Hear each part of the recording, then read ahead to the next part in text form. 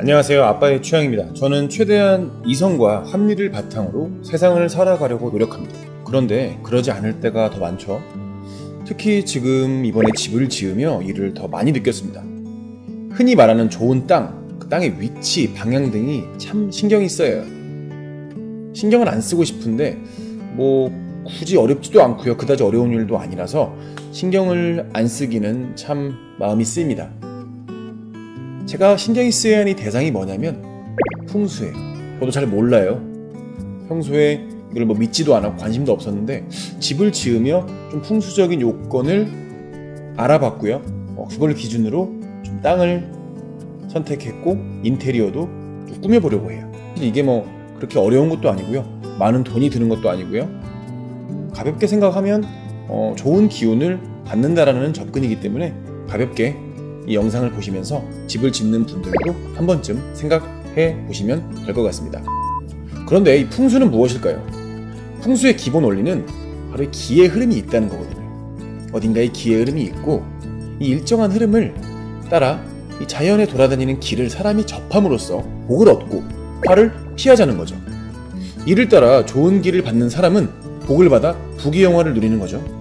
바로 전에 말한 이 좋은 길 한번 받아보자는 거예요.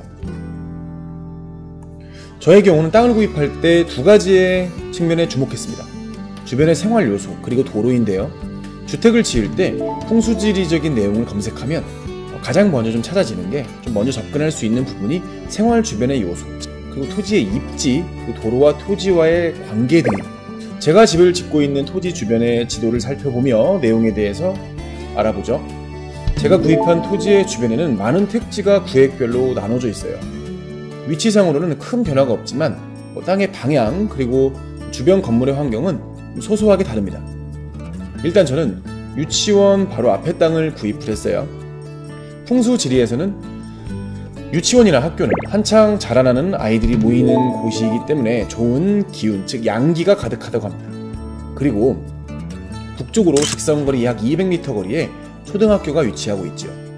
결과적으로 집의 서쪽에는 유치원, 집의 북쪽에는 학교가 각각 위치하고 있습니다. 유치원 둘레에는 약 20개 정도의 택지가 있는데 사람이 드나드는 유치원의 입구를 조금 비껴간 곳에 위치를 잡았습니다. 아무래도 입구는 차량의 통행이 많겠죠. 그래서 편안한 휴식을 좀 방해하기 때문에 살짝 떨어지게 앉히면 좋다고 하네요. 그리고 공원과 산책로를 끼고 있다면 풍수적으로 좋다고 하는데요. 주위에 공원이라고 좀 지정해둔 구역은 굉장히 작아요. 그냥 보기에도 굉장히 옹색합니다. 하지만 저희 집은 운이 좋게도 3층 테라스에서 집 바깥으로 볼 수 있는 유치원 정원이 아주 좋습니다. 보기에도 좋고요. 기운도 좋아 보입니다. 이뿐만 아니라 적절한 녹지가 뒤섞여서 양기를 한데 받을 수 있을 것 같아요.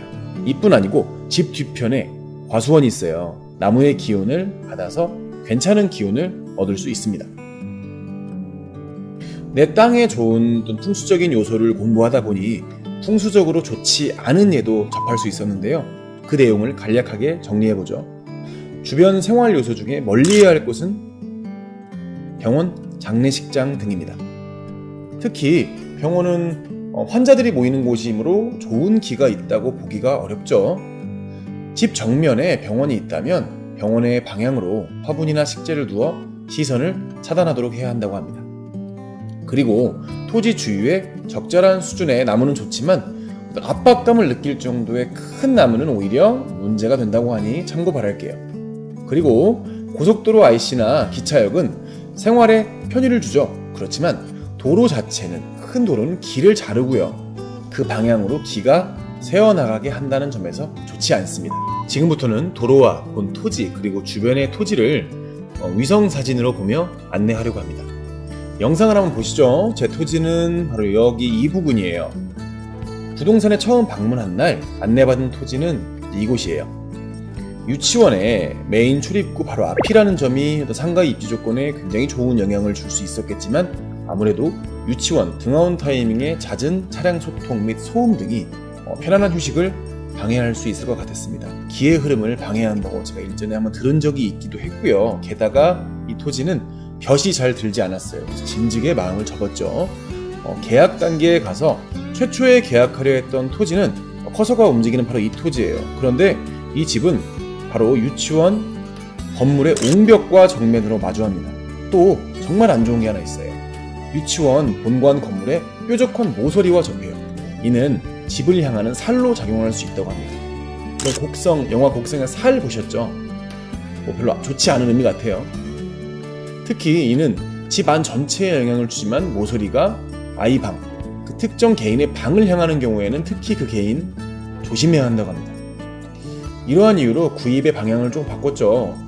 다음 고민했던 토지는 바로 이곳이에요. 언뜻 보기에는 어떤 상가가 들어와도 기타 인접 토지에 비해서 입지적으로 매우 좋아 보입니다. 하지만 저의 경우 상가의 구성 외에도 행복하게 살아갈 집을 구상하기 때문에 방향을 틀었어요. 이 토지처럼 도로가 주택의 정면을 향해 있으면 좋지 않습니다. 도로로부터 차가 다가오는 모습이 직으로 파고드는 살처럼 찌르게 돼서 굉장히 흉하다고 해요. 이는 십자형 도로, T자형 도로 모두 마찬가지입니다. 추가적으로 저희 집의 경우 정면으로 마주보는 집은 없어요. 하지만 정면으로 집이 마주보는 경우 상대편 집의 기운과 운을 서로 주고 받게 된다고 해요. 상대편 집이 좋은 기운을 가지고 있다면 우리 집도 좋은, 즉 동반 상승 효과가 있으나 반대로 기운이 쇠하거나 행복하지 않다면 반대의 경우가 발생한다고 하네요. 그래서 우리 집 현관에 조명을 밝히는 등의 여러 가지 방법을 또 강구해야 될 것 같습니다. 다행히 저는 집 정면에 주택이 위치하지 않고요. 양쪽에 위치할 예정인데 사실 양쪽은 건축 예정인 내용이 없기 때문에 아직은 고민하지 않아도 될 것 같아요. 자, 제가 공부한 부분은 여기까지예요. 물론 풍수적으로 제가 알지 못하는 부분이 더 많겠죠.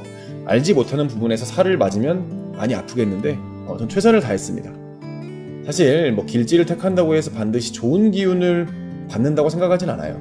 하지만 풍수적으로 모두가 좋지 않다고 생각하는 땅을 꾸역꾸역 살 생각은 추호도 없습니다. 그래도 좋은 기운 안고 집을 져야 되지 않겠습니까? 다음 영상 콘텐츠는 저희 이제 집의 입구죠. 현관과 그리고 거실 부분의 인테리어 계획을 좀 풍수지리에 맞게 짜보려고 해요. 그리고 그 풍수지리의 지식에 맞게 제가 공부한 내용을 공유해보려 합니다. 많은 기대 바라고요. 영상 시청해주셔서 매우 감사드립니다. 안녕히 가세요.